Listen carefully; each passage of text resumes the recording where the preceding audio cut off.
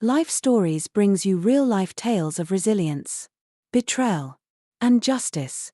Today's story is about Madison, whose 30th birthday turned into a nightmare when her own family handed her an eviction notice. The house she had poured her heart and savings into was never truly hers, at least. That's what they wanted her to believe. But when she uncovered the shocking truth behind their betrayal, she refused to back down. This is a story of deception, determination, and the fight to reclaim what's rightfully yours. Subscribe now to Life Stories and let's begin today's incredible journey. My 30th birthday was supposed to be perfect. The living room of my childhood home in Charleston was filled with the scent of vanilla cake and the laughter of my family. Candles flickered on the coffee table, their warm glow casting soft shadows on the walls I had painted with my own hands. I sat on the couch, surrounded by familiar faces, feeling truly at peace. For once, life seemed to align in a way that made sense. This is going to be my best birthday yet, I had thought, smiling as my mother handed me an elegantly wrapped gift. Open it, dear, she urged, her voice trembling slightly. We're all so excited for you to see what's inside. The silver envelope felt cold in my hands, its crisp edges pressing against my fingertips. My cousin, Sophia, perched on the armrest of a chair nearby, watching me intently, her expression unreadable. My brother, Caleb, stood by the fireplace, his hands buried deep in his pockets, avoiding my gaze. Riley, my best friend, stood beside me, offering a reassuring smile, unaware of the storm that was about to unfold.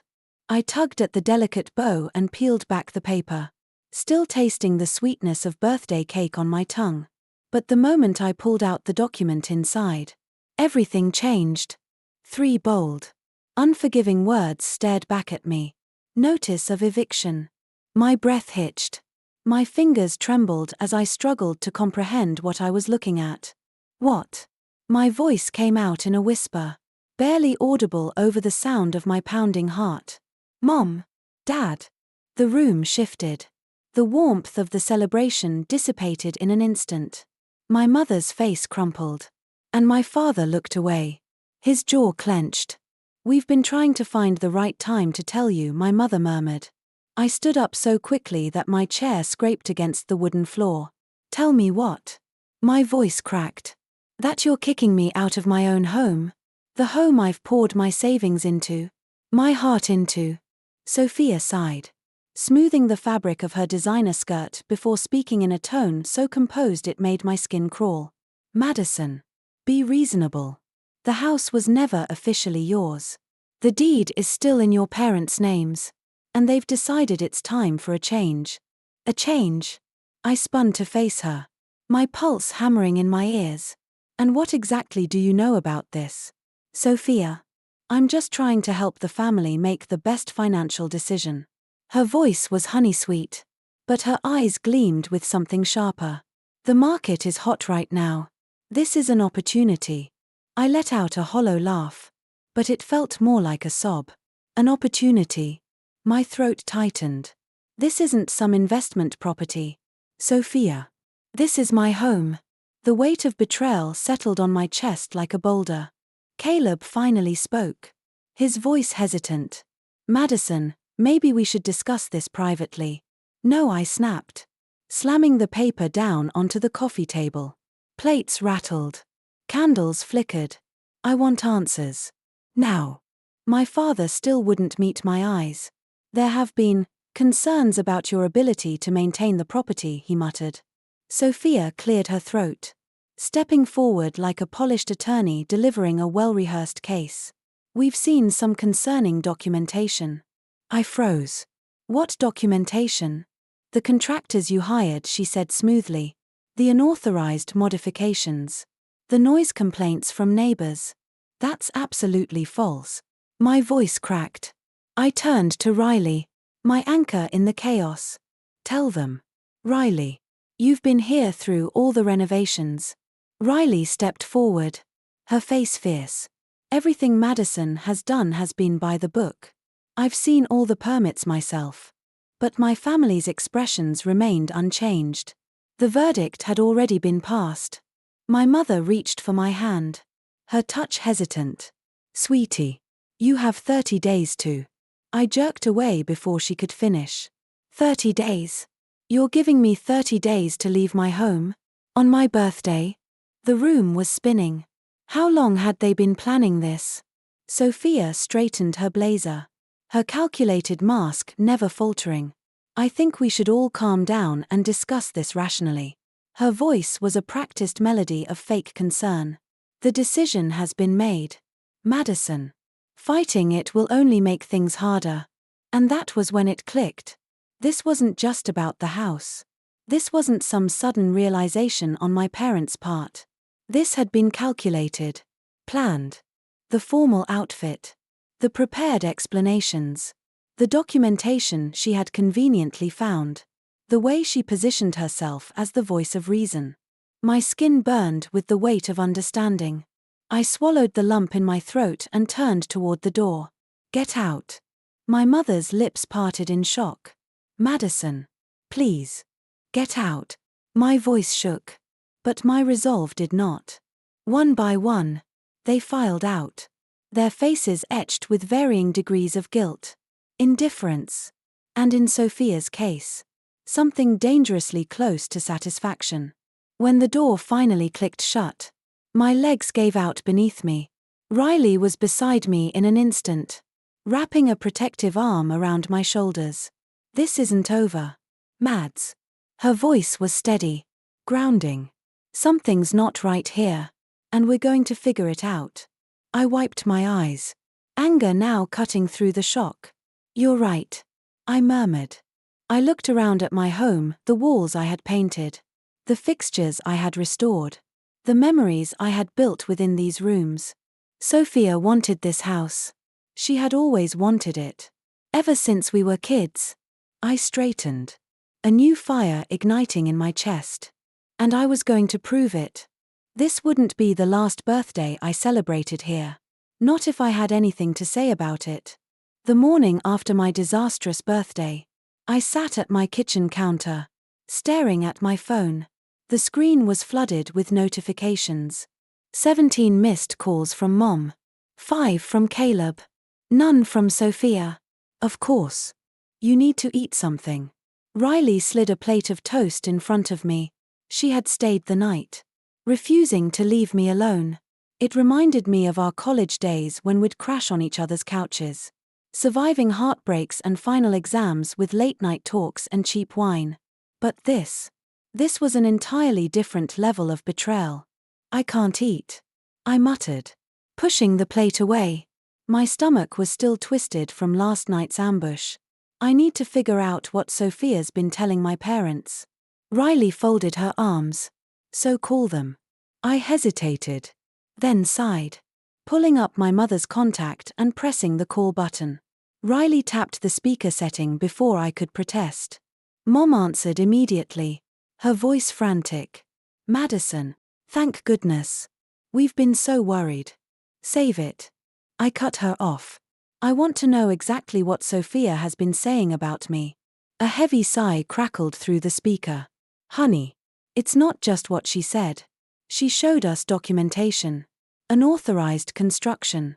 Complaints from the neighborhood association." "That's impossible," I snapped, slamming my hand on the counter. "I have every permit, every approval, right here in my files." "Who specifically complained?" "Well, I don't have the actual complaints in front of me," she stammered. "Sophia handled all of that." "Of course she did. And did you bother to verify any of it?" My voice dripped with frustration. "Did you ask me about it before ambushing me on my birthday?" Silence stretched between us. Then, finally, Mom whispered. "Sophia said you'd deny everything. She said you've been struggling financially," she continued. "That you've been cutting corners." I took a slow, steadying breath. "I want copies of everything," I demanded. "Every document. Every complaint. Everything she showed you. Madison. Please understand." "No, you understand." My grip tightened around my phone.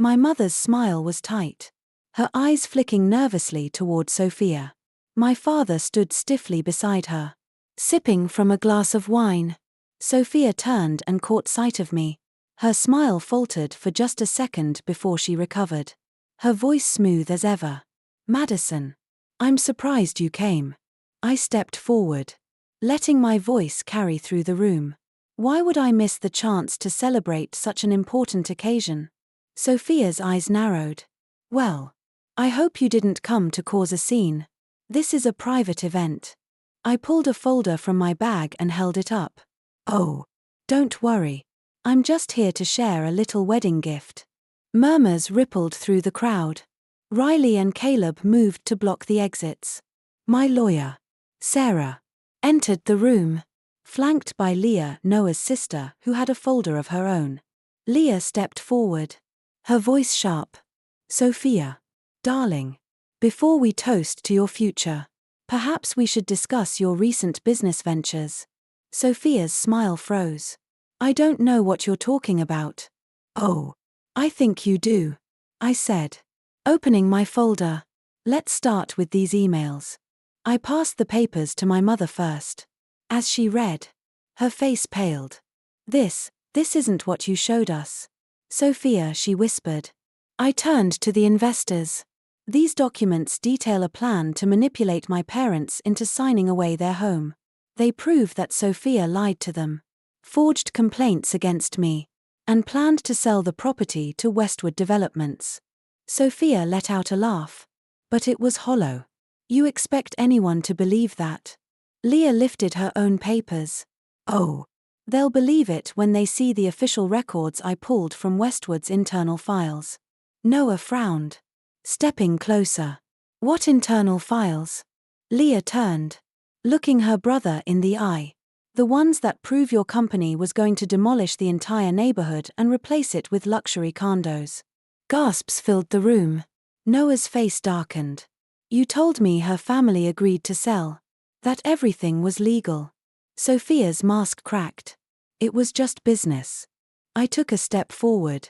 "Fraud isn't just business." Sophia spun toward her father, her voice sharp. "Do something." Her father stood frozen, his hands gripping the table. "Sophia, they have proof."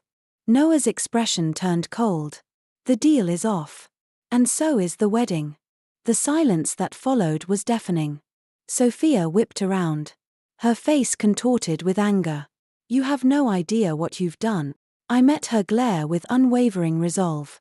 "Neither did you. But now you do." Security stepped forward. Sophia's father muttered something about speaking with his lawyer. I turned to my parents. "Now you know the truth." My mother's eyes brimmed with tears. My father nodded slowly. "We should have believed you." The weight that had been crushing me for weeks finally lifted. As Sophia stormed out of the restaurant, her world crumbling around her, I knew one thing for certain. This wasn't just a victory. It was justice. The morning after the rehearsal dinner, I woke up to sunlight streaming through my newly repaired window. For the first time in weeks, I felt like I could finally breathe. The house was quiet, but it wasn't the same eerie silence that had filled it after my birthday.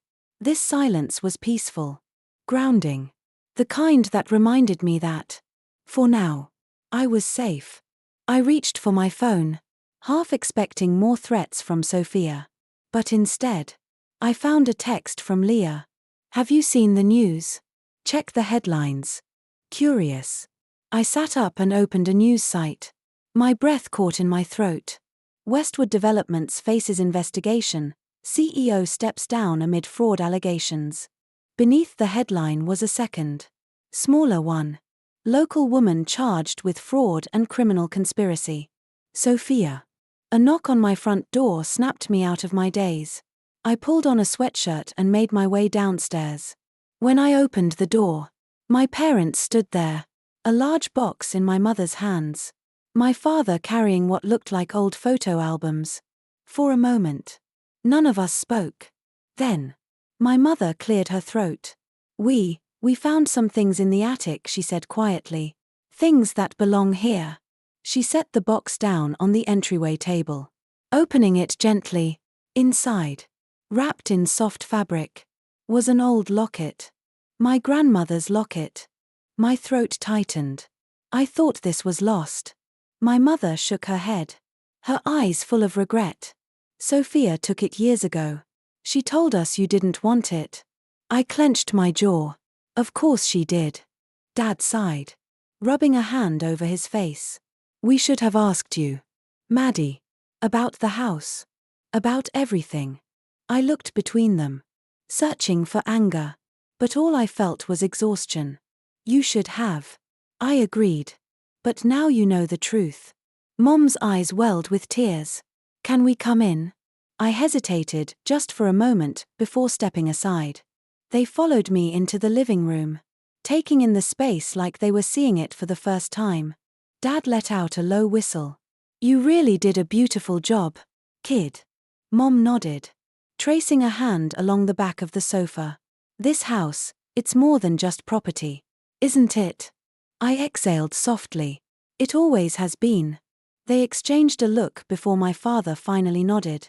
We're going to make things right. Maddie, we should have believed you from the start. Relief flooded through me. But before I could respond, another knock came at the door. This time, it was Caleb, followed closely by Noah. I raised an eyebrow. Noah, he sighed, running a hand through his hair. Look, I know I don't deserve a warm welcome, but I wanted to say something. I folded my arms. Go on. I had no idea what Sophia was planning, he admitted. I should have looked closer. I should have questioned things. And I definitely shouldn't have trusted her. Caleb smirked. Yeah. No kidding. Noah ignored him and turned back to me. I owe you. So if there's anything I can do to help fix the damage she caused, let me know. I studied him for a moment before nodding toward the back porch. It needs new railings. Start there. He blinked, then nodded. Fair enough. Caleb clapped him on the back. Come on. Let's get to work. As they headed toward the backyard, my mother smiled through her tears. Your grandmother would be so proud of you. I touched the locket around my neck, feeling its warmth against my skin. Maybe, just maybe, things were finally falling into place. As the sun set over my home, a soft breeze carried the scent of blooming jasmine, my grandmother's favorite. Laughter and conversation filled the air as neighbors gathered on my front lawn, sharing food and stories. The house, once a battleground, was now filled with warmth, love, and the promise of a fresh start. My parents stayed late, flipping through old photo albums, rediscovering memories they had almost let slip away. Caleb and Noah worked on the porch, their easy banter a sign that, maybe, some wounds could heal. I touched the locket around my neck, feeling the weight of history, of resilience. This house had survived betrayal, schemes, and loss, but it stood strong. And so did I. Justice had been served. But more importantly, I had reclaimed my home, my legacy, and my future. Don't forget to subscribe to Life Stories for more incredible real-life tales.